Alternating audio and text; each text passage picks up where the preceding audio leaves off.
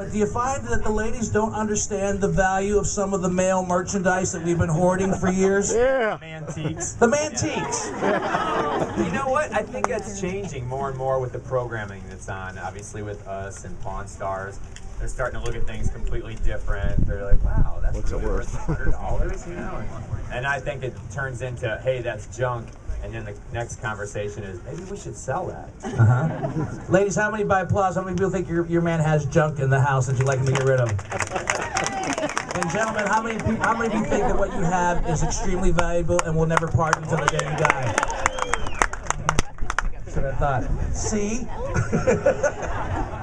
All right, so let's talk about your background. I mean, the show's called American Pickers, and obviously picking has kind of become a term for it now. How'd you get involved in this whole business that you love so much? Well, I mean, I started at a young age, and you know, like any kid, you're curious. You know, you have a sense of adventure. You wanted to discover and explore, and I would just make my way down to the local junkyard and pretend, you know, when I was in the cars and dig around in the glove box. For me, it wasn't so much about the car. It was like trying to figure out who owned the car. So I'd always go through the glove box or look under the seat, maybe try to find a matchbook. You know, remember how they used to have the advertising on them, or find the registration, and then just, you know, sit there and take it all in, and just kind of, it was like a playhouse. So, and I was always digging in the garbage, and then I was just blessed that through life, these feelings stayed with me.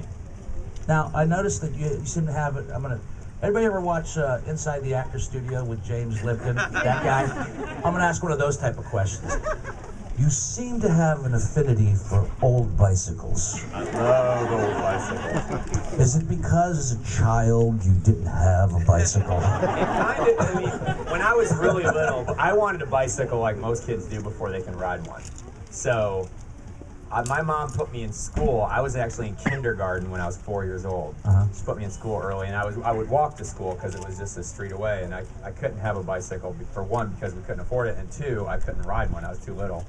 But when I was going to school one day, I saw all the bicycles in the garbage one day. It was one of those big garbage days, you know, and I was amazed that people would throw a bicycle out. So I didn't even go to school that day.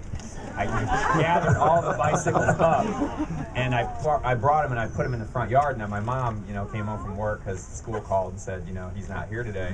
And I was standing there with all the bicycles in the yard, and she goes, "What are you doing?" You know, and I said, "I'm gonna have a bicycle shop." Awesome.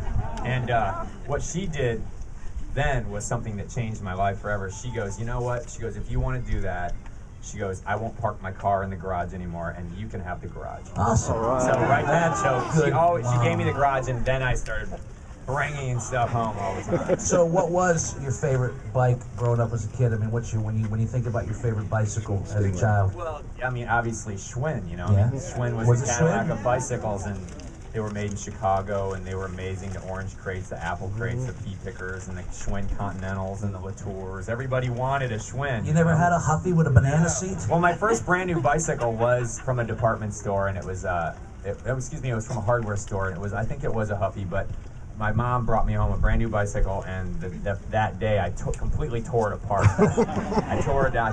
I took it all apart, and she was so mad, and then I couldn't figure out how to put it back together. Did you ever put maybe some of the older people might ever put baseball cards or balloons in the spokes to make it sound like, yeah. And you remember you had your license plate you could put on there, and you had the card you could put in the spokes. And for a kid, your bicycle is your first mode of transportation, so it's your first chance to see the world, you know? Yep. I mean, all of a sudden, the world is bigger than your street that you live on, and then, you know, it's also a way for you to express yourself, like you talked about with a card, and, you know, putting a different seat on it, right, or changing the grips, or getting your tassels. So, you know, it was a big deal. I didn't have any tassels.